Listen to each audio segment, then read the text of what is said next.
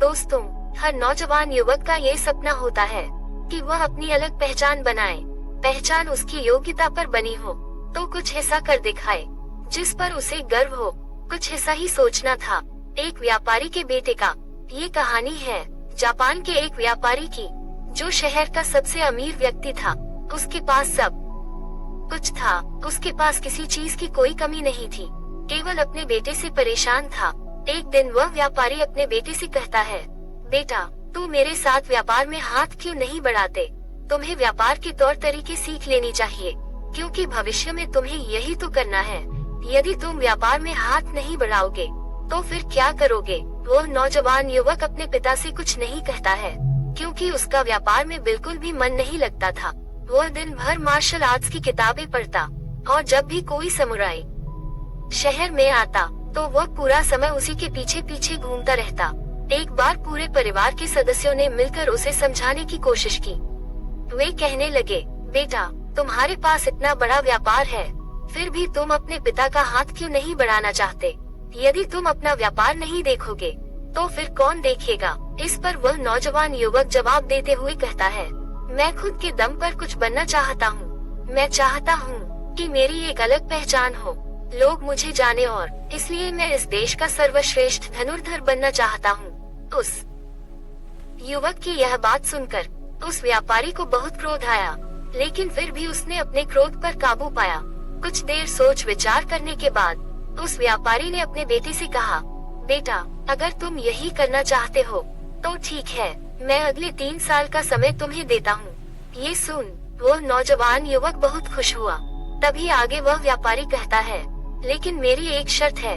इस पर वह नौजवान युवक कहता है, क्या शर्तें हैं आपके पिताजी? उसके पिताजी अपने बेटे से कहते हैं, देखो, मैं तुम्हें अगले 3 साल का समय तो दे रहा हूँ, लेकिन तुम्हें हर साल मुझे ये बताना होगा कि तुम क्या कर रहे हो और तुमने उसमें कितनी उन्नति कर ली है। यदि तुम मुझे अपने काम से संतुष्ट कर पाए तब तो ठीक है, वरना तुम्हें मेरे साथ मेरे व्यापार में हाथ बढ़ाना होगा। नौजवान युवक काफी सोच विचार कर अपने पिता से कहता है, ठीक है पिताजी, मुझे आपकी शर्त मंजूर है। उसके ठीक 2 दिन बाद वह नौजवान युवक अपने पिता की आज्ञा लेकर धनुर्विद्या सीखने के लिए घर से निकल पड़ता है और वह कई दिनों की यात्रा करके गुरु के पास पहुंचता है। वह गुरु जापान में धनुर्विद्या और युद्ध कला सिखाने के लिए प्रसिद्ध थे। उनकी ख्याति दूर दूर तक फैली हुई थी, लेकिन वह बहुत कम लोगों को अपना शिष्य बनाते थे। वह नौजवान युवक उन गुरु के पास पहुंचकर उन्हें प्रणाम करता है और कहता है, हे गुरुवर, मैंने आपके बारे में बहुत सुना है और इसीलिए मैं बहुत दूर से यात्रा करके आपके पास आया हूँ। मैं आपसे धनुर्विद्या सीखना चाहता हूँ। मैं धनुर्विद्या में बेहतर होना चाहता हूँ। फिर जवान युवक सारी बातें कहता जा रहा था, लेकिन इस पर गुरुवर कुछ भी जवाब नहीं दे रहे थे। और जब कुछ देर तक उन गुरुवर ने जवाब नहीं दिया तो इस पर उस नौजवान युवक ने अपने घर पर बीती सारी बातें उन गुरु को बता दी। उसने ये बता दिया कि किस तरह से उसके पिता ने उसके सामने शर्त रखी है कि यदि वह अपने जीवन में सफल न हो पाया, उसने अपने जीवन में वह न कर पाया जो वह करना चाहता है, तो उसे उनका व्यापार आगे बढ़ाना होगा। आगे वह नौजवान युवक उन गुरुवर से कहता है, हे गुरुवर, मैं आपसे वादा करता हूँ, मैं पूरी कर्तव्य निष्ठा के साथ धनुर्विद्या सीखूंगा और मैं आपका समय बर्बाद नहीं करूंगा, इसलिए कृपया करके मुझे अपना शिष्य बना लीजिए। तभी उस गुरु ने उस युवक की तरफ ध्यान से देखा। उन्होंने देखा कि वह अपने साथ काफी सामान भी लेकर आया था और उसके साथ उसके 2 सहायक भी आए हुए थे। तभी उन गुरु ने कहा, सबसे पहले यदि तुम धनुर्विद्या सीखना चाहते हो तो तुम्हें इन चीजों को छोड़ना होगा, इन चीजों का त्याग करना होगा, इसलिए इन कीमती सामानों को वापस अपने घर भेज दो। उस नौजवान युवक ने गुरु की आज्ञा का पालन किया। उसने सारा सामान अपने सहायकों के हाथों वापस घर की ओर भेज दिया। आगे गुरुवर उस नौजवान युवक से कहते हैं, देखो, यदि तुम धनुर्विद्या सीखना चाहते हो तो तुम्हें 2 शर्तें माननी होगी। इस पर वह नौजवान युवक कहता है, गुरुवर, आप जैसा भी कहे, मैं सब करने के लिए तैयार हूँ, लेकिन मुझे अपना शिष्य बना लीजिए। तभी गुरुवर उस युवक को पहली शर्त बताते हुए कहते हैं, तुम्हें यहाँ पर सामान्य लोगों की तरह ही अपना जीवन बिताना होगा और सारे कार्य तुम्हें खुद ही करने होंगे। इस पर नौजवान युवक कहता है, जी गुरुवर, जैसा आप कहे। आगे गुरुवर उस नौजवान युवक को दूसरी शर्त बताते हुए कहते हैं, यदि एक बार तुम्हें धनुर्विद्या की शिक्षा को ग्रहण करना शुरू कर दिया तो तुम्हें उसे पूरा करना ही होगा। तुम इस बीच उसे छोड़कर नहीं जा सकते हैं। इस पर वह नौजवान युवक कहता है, ठीक है, आप जैसा कहिए, मुझे सब मंजूर है। उन गुरुवर ने उस नौजवान को अपना शिष्य बना लिया, लेकिन वह नौजवान यह नहीं जानता था कि उनके सिखाने का तरीका बहुत अलग था। एक दिन उन गुरुवर ने उस नौजवान युवक को अपने पास बुलाया और कहने लगे, बेटा, जैसे तुम उठते बैठते हो, चलते फिरते हो, जैसे तुम सांस लेते हो, वैसे ही तुम निशाना भी लगाते हो। इसलिए सबसे पहले तुम्हें सचेत होना होगा। तुम्हें जानना होगा कि तुम क्या कर रहे हो, तुम किस अवस्था में हो। तुम्हें जागरूक होने की आवश्यकता है। इसलिए आज से ही सचेत होकर सारे काम करना शुरू कर दो, और ऐसा तब तक करो जब तक ये तुम्हारा स्वभाव न बन जाए। उस युवक ने उन गुरुओं की बात मान ली। एकाग्र होकर अपने कामों पर ध्यान देने लगा। वह अपने चलने फिरने, अपनी सांसों पर ध्यान केंद्रित करने लगा। सुबह उठकर वह अभ्यास करता है और ध्यान किया करता है। शाम के 6 बजे से वह एकांत रहता और ध्यान किया करता। ध्यान करने के बाद करीब 9 बजे के बाद वह सो जाया करता है और ठीक सुबह 4 बजे उठकर वह धनुर्विद्या का अभ्यास करने लगता। और यह सब उसे एकांत में रहकर ही करता था। और यह सारी क्रियाएं दोपहर के 2 बजे तक यूं ही चलती रहती। और इस समय के दौरान न तो कहीं जाना और न ही किसी से मिलना। यहाँ तक कि उस युवक को किसी से बात करने की भी कोई अनुमति नहीं थी। और बचे हुए 4 घंटे अर्थात दोपहर को 2 बजे से शाम को 6 बजे तक वह बाकी सभी शिष्यों के साथ मिलकर आश्रम की देखरेख करता। और वह नौजवान युवक भी अब तक पूरा मन लगाकर सीखने की कोशिश कर रहा था। लेकिन जैसे जैसे समय बीतता जा रहा था, उस नौजवान युवक का जोश ठंडा पड़ रहा था। अब उसके लिए उस आश्रम में एक एक पल बिताना बहुत मुश्किल हो रहा था। अब उस नौजवान युवक ने अपने गुरु की बातों को अनदेखा करना शुरू कर दिया था। वह उन सभी नियमों को तोड़कर अपने सभी गुरु भाइयों के साथ मिलकर गप्पे लड़ाने लगा था। वह उन्हें अपने व्यापार की बातें बताता, उसके पास क्या कुछ है। और उस नौजवान युवक को इतना अमीर पाकर कई लोग उसके मित्र भी बन चुके थे, क्योंकि वह सोचते थे कि यह तो अमीर व्यापारी का बेटा है, कभी न कभी तो भविष्य में कोई न कोई फायदा हमें अवश्य मिलेगा। देखते ही देखते उस नौजवान युवक और बाकी लोगों की दोस्ती और भी गहरी होती जा रही थी। अब से वह नौजवान युवक रात को सोने की बजाय अपने मित्रों के साथ मिलकर आश्रम से कहीं दूर भाग जाया करता था। जंगलों में जाकर गप्पे लड़ाता था, मौज मस्ती किया करता था। और इस कारणवश वह सुबह उठ नहीं पाता था और इसी वजह से वह कभी ध्यान भी नहीं कर पाता था। एक दिन उन गुरुवर ने उस नौजवान युवक को अपने पास बुलाया और उससे कहने लगे, बेटा, मैं जानता हूँ कि तुम रात को आश्रम में नहीं रहते हो और न ही तुम एकांत में रहकर अभ्यास कर रहे हो। मैंने तुमसे पहले ही कहा था, यदि तुम्हें एक बार धनुर्विद्या की शिक्षा को आरंभ कर लिया तो तुम्हें इसे पूरा करना ही होगा। और तुमने मुझसे वादा किया था कि तुम पूरी कर्तव्यनिष्ठा के साथ धनुर्विद्या की शिक्षा को ग्रहण करोगे और मेरा समय बर्बाद नहीं करोगे। और यदि तुम ऐसा ही करते रहे तो 1 साल बाद जब तुम्हारे पिता तुमसे पूछेंगे कि तुमने इस 1 साल में क्या किया, तुमने उसमें कितनी उन्नति की, तो तुम उन्हें क्या जवाब दोगे? उस वक्त उन्हें क्या मुंह दिखाएंगे? इस पर वह नौजवान युवक कहता है, हे गुरुवर, आप सत्य कहते हैं। जब मैंने शुरू किया था तो मेरे अंदर उत्साह था, मेरे अंदर धनुर्विद्या सीखने की जिज्ञासा थी, लेकिन तब मैं यह नहीं जानता था कि मुझे अकेले रहकर अभ्यास करना होगा। एकांत रहकर मैं थक चुका हूँ और यह मुझे बहुत कठिन लगता है। मेरा एक एक पल जैसे मुझे काटने को दौड़ता है। जब भी मैं ध्यान करने बैठता हूँ तो मेरा मन यहाँ वहाँ भागता रहता है और मैं ध्यान नहीं कर पाता और इसी कारण मेरी चिंता और भी बढ़ जाती है। मुझे समझ नहीं आता कि यदि मैं ध्यान नहीं कर पाऊंगा तो मैं अपने अभ्यास को पूरा कैसे कर पाऊंगा। और साथ ही जब मैं एकांत में रहता हूँ तब भी मेरे मन में तरह तरह के विचार चलते रहते हैं।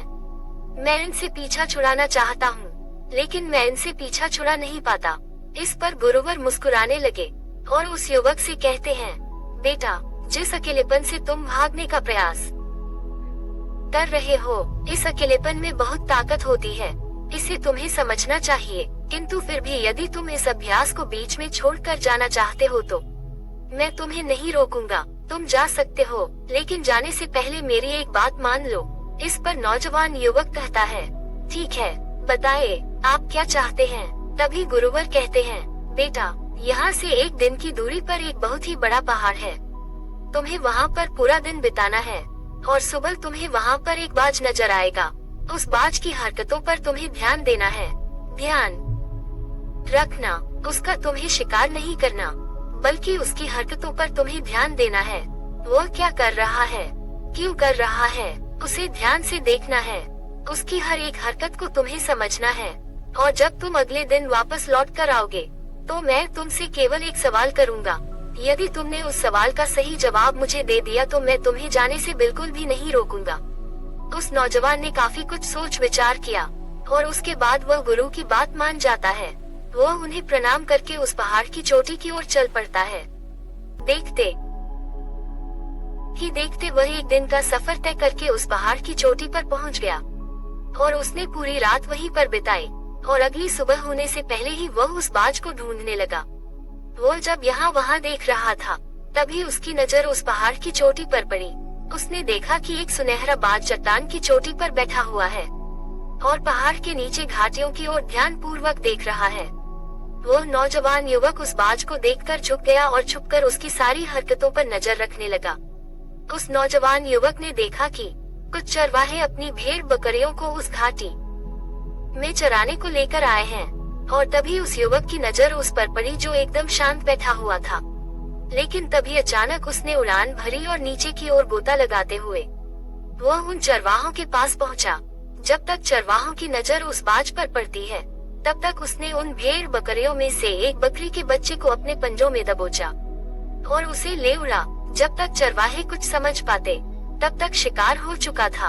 वह नौजवान युवक ये देखकर बहुत हैरान रह गया। ये समझ चुका था कि आखिर गुरु ने उसे इस चोटी पर क्यों भेजा है। वहाँ से वापस अपने गुरु के पास लौटा और उसने वहाँ पर बीती हुई सारी कहानी उन गुरुवर को बता दी। तभी गुरुवर उस युवक से कहते हैं, अच्छा तो तुम मुझे ये बताओ कि तुमने वहाँ पर क्या सीखा। तभी वह नौजवान युवक कहता है, गुरुवर वह बाज बहुत ही चालाक है। काफी देर तक तो यूं ही शांत रहा, लेकिन जैसे ही उसे अपना शिकार नजर आया उसने शिकार तय किया और एक उड़ान भरी और उड़ान के साथ वह अपने शिकार को ले उड़ा। इससे हमें ये समझने को मिलता है कि वह बाज बहुत ही चतुर और बहुत ताकतवर भी है और साथ ही साथ वह बहुत तेज भी है। इस पर गुरुवर हंसते हुए कहते हैं, बेटा उस बाज को तुमने आज देखा है, लेकिन यदि उसे तुमने करीब 2 महीने पहले देखा होता तो तुम उस पर यकीन नहीं कर पाते। ऐसे बाज केवल पहाड़ी इलाकों में ही पाए जाते हैं और इन बाज की उम्र करीबन 80 वर्ष की होती है। लेकिन जब इनकी आधी उम्र अर्थात जब इनकी 40 साल की उम्र पूरी हो जाती है तो ये शिकार नहीं कर पाते। इसे एक महत्वपूर्ण निर्णय लेना पड़ता है, क्योंकि इस अवस्था में उसके शरीर के तीनों महत्वपूर्ण अंग बेअसर होने लगते हैं। पहला, पंजे जो कि लंबे और लचीले हो जाते हैं और शिकार पर पकड़ बनाने में कमजोर होने लगती। दूसरा, चोंच जो कि आगे की ओर मुड़ जाती है और भोजन निगलने में मुश्किलें होने लगती है। तीसरा, पंख जो भारी हो जाते हैं और सीने से चिपकने के कारण पूरे खुल नहीं पाते हैं। यह उसकी उड़ान सीमित कर देते हैं। भोजन ढूंढना, भोजन पकड़ना और भोजन खाना, तीनों काम करना मुश्किल हो जाते हैं। उसके पास 2 ही रास्ते बचते हैं, या तो शरीर छोड़ दे या फिर खुद में बदलाव करें। इनका शरीर मृत्यु की ओर बढ़ने लगता है, लेकिन इनकी विशेषता तो यही है कि यह बाज अपनी मृत्यु को स्वीकार नहीं करते हैं। जहाँ पहला रास्ता सरल और तुरंत समाधान देने वाले हैं, वही दूसरा अत्यंत पीड़ादायी और लंबा बाज पीड़ा चुनता है और खुद में बदलाव करता है। वह धीरे धीरे उड़ान भरकर किसी ऐसी जगह पर जा पहुँचते हैं जहाँ बहुत शांति होती है और वहाँ अपना घोंसला बनाता है। फिर वहाँ पर जाकर वह सबसे पहले अपनी कमजोरी अर्थात अपनी उस मुड़ी हुई चोंच को पत्थर पर मार मार कर उसे तोड़ देते हैं। अपनी चोंच तोड़ने से ज्यादा पीड़ादायक कुछ भी नहीं पक्षी के लिए। अब वह इंतजार करता है चोंच के फिर से उगाने का।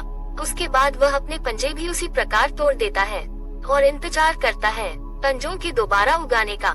और देखते ही देखते इनके पंजों में नए नाखून आते हैं नई चोंच और पंजे आने के बाद वह अपने भारी पंखों को एक एक कर नोच कर निकालता है और प्रतीक्षा करता है पंखों का फिर से उगाने का। और इस क्रिया में पूरे 3 महीने लगते हैं और 3 महीनों के अंदर इन बाज का एक नया पुनर्जन्म होता है और तब उसे मिलती है वही भव्य और ऊंची उड़ान पहले जैसी। इस पुनर्जन्म के बाद वह 30 साल और जीता है ऊर्जा, सम्मान और गरिमा के साथ। आगे गुरुवर इस नौजवान युवक से कहते हैं, तुम उस बाज की तारीफ कर रहे हो जो अकेले रहना पसंद करता है, शांत रहना पसंद करता है, जो पूरे 3 महीने एकांत में रहकर तपस्या करता है, अपने आप को शिकार के लायक बनाता है, तब जाकर कहीं शिकार करने योग्य बन पाता है।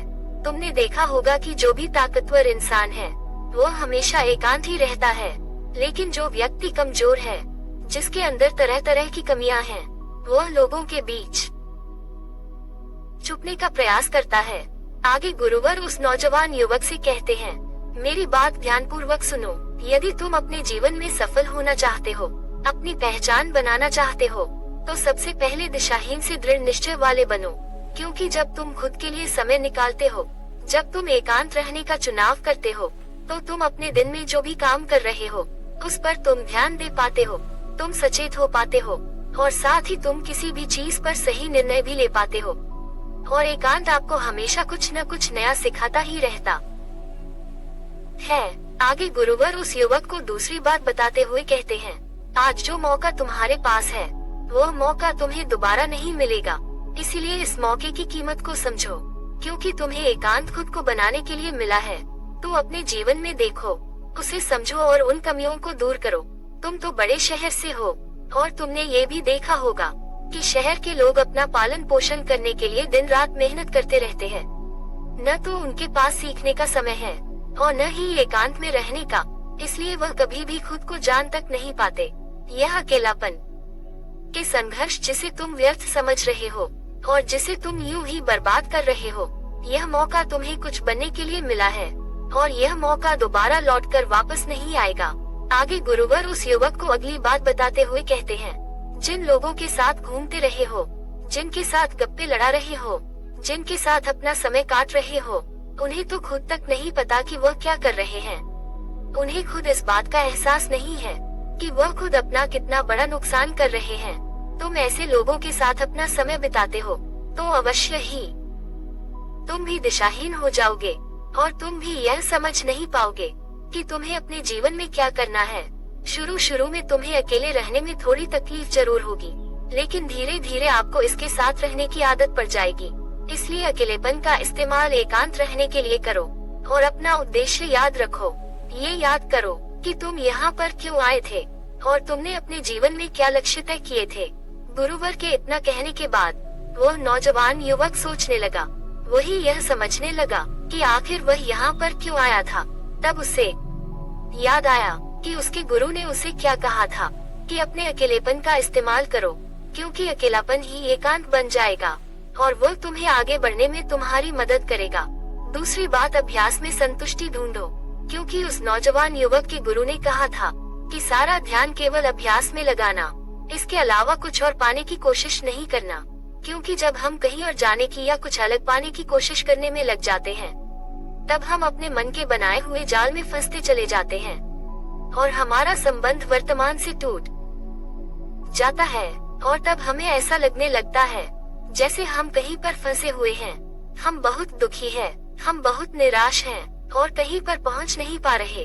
और इसी के साथ में उस नौजवान युवक को उन गुरु की तीसरी बात भी याद आती है कि प्रकृति में ध्यान करो।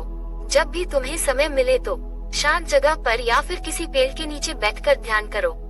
केवल अपनी सांसों पर ध्यान दो, विचार खुद ब खुद शांत होने लगेंगे और जब तुम्हारे विचार शांत होने लगेंगे तब तुम्हें आभास होगा कि तुम प्रकृति के साथ जुड़े हुए हो, तुम इस धरती के साथ जुड़े हुए हो।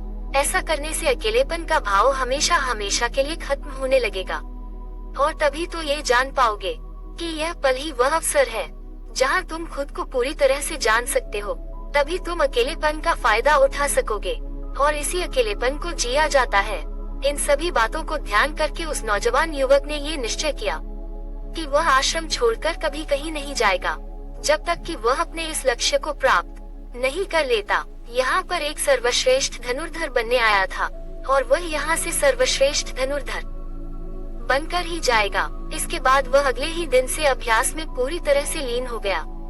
दोस्तों, यदि आप अपने जीवन में अपनी पहचान बनाना चाहते हैं, अपने जीवन में कोई लक्ष्य प्राप्त करना चाहते हैं, तो कुछ अलग करने का प्रयास छोड़ दें, क्योंकि जब हम कुछ अलग और कुछ खास पाने का प्रयास करने लग जाते हैं, तब हम ये भूल जाते हैं कि हमारा लक्ष्य क्या है और हम अपने लक्ष्य से दिशाहीन होने लगते हैं और इसी कारण हम अपने लक्ष्य तक कभी पहुंच नहीं पाते, क्योंकि हमारा मन हमें कुछ अलग कर पाने के लिए निरंतर प्रेरित करता रहता है और इसी कारण हम अपने मन के जाल में फंसते चले जाते हैं और हम अपने लक्ष्य पर ध्यान नहीं दे पाते हैं। इसलिए अपने जीवन में यदि आपको कोई लक्ष्य हासिल करना है, तो अधिक पाने का प्रयास छोड़कर केवल अपने अभ्यास पर ध्यान केंद्रित करें और देखना कि आप जरूर ही अपने लक्ष्य को प्राप्त कर पाएंगे। दोस्तों, आपने आज के इस वीडियो से क्या सीखा, वह मुझे आप कमेंट में बता सकते हैं। इसी के साथ में उम्मीद है कि आपको आज की वीडियो पसंद आई होगी, तो इस वीडियो को उस इंसान को शेयर करें और उसी के ठीक बाद चैनल को सब्सक्राइब करें। तो चलिए फिर मिलते हैं ऐसी एक और नई वीडियो में। तब तक के लिए अपना ख्याल रखें। धन्यवाद और नमो बुद्धाय।